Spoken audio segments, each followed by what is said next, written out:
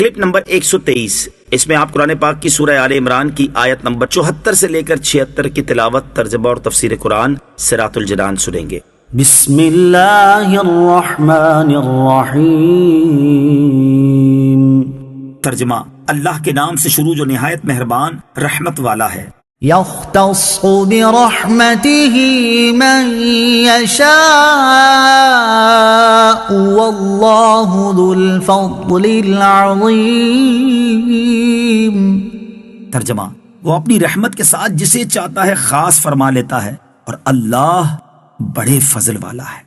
یختص برحمتہ من یشاء، وہ اپنی رحمت کے ساتھ جسے چاہتا ہے خاص فرما لیتا ہے، یعنی اللہ تعالیٰ نبوت و رسالت کے ساتھ جسے چاہے خاص فرما لیتا ہے، اور نبوت جس کسی کو ملتی ہے اللہ عز و جل کے فضل سے ملتی ہے، اس میں ذاتی استحقاق کا دخل نہیں۔ ہاں، اب اللہ تعالیٰ نے چونکہ نبوت کا دروازہ بند کر دیا تو اب کسی کو نبوت نہ ملے گی۔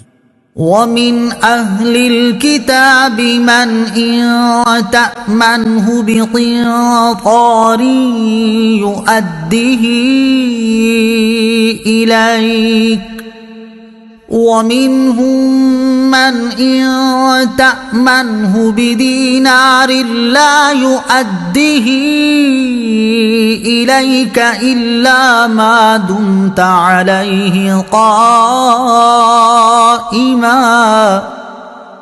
ذَلِكَ بِأَنَّهُمْ قَالُوا لَيْسَ عَلَيْنَا فِي الْأُمِّيِّينَ سَبِيلٌ وَيَقُولُونَ عَلَى اللَّهِ الْكَذِبَ وَهُمْ يَعْلَمُونَ۔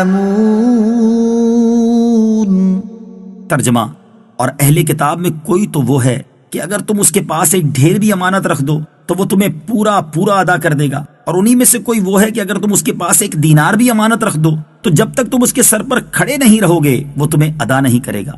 ان کی یہ بد دیانتی اس وجہ سے ہے کہ وہ کہتے ہیں کہ ان پڑھوں کے معاملے میں ہم سے کوئی پوچھ گچھ نہیں ہوگی، اور یہ اللہ پر جان بوجھ کر جھوٹ باندھتے ہیں۔ وَمِنْ أَهْلِ الْكِتَابِ مَنْ، اور اہل کتاب میں کوئی تو وہ ہے۔ یہ آیت اہل کتاب کے بارے میں نازل ہوئی اور اس میں ظاہر فرمایا گیا کہ ان میں دو قسم کے لوگ ہیں، امانت دار اور بد دیانت۔ بعض تو ایسے ہیں کہ ان کے پاس ڈھیر مال بھی امانت کے طور پر رکھ دیا جائے تو وہ بغیر کسی کمی بیشی کے وقت پر ادا کر دیں گے، جیسے حضرت عبداللہ بن سلام رضی اللہ تعالیٰ عنہ، جن کے پاس ایک قریشی نے 1200 اوقیہ یعنی تقریباً 147 کلو سونا امانت رکھا تھا، آپ نے اس کو ویسا ہی ادا کیا۔ اور بعض اہل کتاب اتنے بد دیانت ہیں کہ تھوڑے سے مال پر بھی ان کی نیت بگڑ جاتی ہے، جیسے فنحاس بن عازورہ نامی یہودی، جس کے پاس کسی نے ایک اشرفی امانت رکھی تھی لیکن وہ واپسی کے وقت اس سے بھی مکر گیا۔ تو ان دونوں قسم کے لوگوں کے بارے میں فرمایا کہ اہل کتاب میں کوئی تو وہ ہے کہ اگر تم اس کے پاس ایک ڈھیر بھی امانت رکھ دو تو وہ تمہیں پورا واپس کر دے گا، اور انہی میں سے کوئی وہ ہے کہ اگر تم اس کے پاس ایک دینار بھی امانت رکھ دو تو جب تک تم اس کے سر پر کھڑے نہیں رہو گے اور بار بار تقاضا نہیں کرتے رہو گے وہ تمہیں ادا نہیں کرے گا۔ گویا اللہ عز و جل کے ڈر سے نہیں بلکہ لوگوں کے ڈر سے اور بار بار کے تقاضے پر ہی امانت ادا کرے گا، اور ایسی امانت داری قابل تعریف نہیں جو بلند اخلاقی اور خوف خدا کی وجہ سے نہ ہو بلکہ لوگوں کے ڈر سے ہو۔ یہودی اس طرح بد دیانتی کی حرکتیں کرتے اور اپنے نفس کو اس ہیلے بہانے سے راضی کرتے کہ اللہ تعالیٰ نے اپنی کتابوں میں دوسرے دین والوں کے مال ہضم کر جانے کا حکم دیا ہے، حالانکہ یہ خوب جانتے ہیں کہ ان کی کتابوں میں کوئی ایسا حکم نہیں، اور ان کی یہ بات اللہ تعالیٰ پر بہتان ہے۔ اس سے معلوم ہوا کہ دھوکے اور ظلم کے طور پر کسی کا مال دبا لینا حرام ہے، اگرچہ وہ کسی دوسرے مذہب کا ہو۔ رسول اکرم علیہ الصلوۃ والسلام ہجرت کی رات حضرت علی کرم اللہ تعالی وجہ الکریم کو ان لوگوں کی امانتوں کی ذمہ داری دے کر گئے جو پیارے آقا علیہ الصلوۃ والسلام کے قتل کا ارادہ کر رہے تھے اور جن سے تنگ آ کر آپ علیہ الصلوۃ والسلام ہجرت کر رہے تھے۔ سبحان اللہ، اے کاش کہ ہمارے مسلمان بھائی غور فرمائیں کہ وہ تاجدار رسالت علیہ الصلوۃ والسلام کی سنت پر عمل پیرا ہیں یا یہودیوں کے طریقے پر۔ اس وقت عمومی طور پر مسلمان دنیا میں نیک نام نہیں ہیں۔ بلا من اوفى بعهده واتقى فإن الله يحب المتقين۔ ترجمہ، کیوں نہیں جو اپنا وعدہ پورا کرے اور پرہیزگاری اختیار کرے تو بے شک اللہ پرہیزگاروں سے محبت فرماتا ہے۔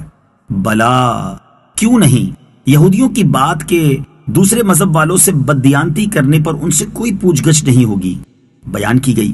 اس کے بعد اللہ تعالیٰ نے اپنا قانون بیان فرما دیا کہ دوسروں سے بددیانتی کرنے پر پوچھ گچھ کیوں نہیں ہوگی۔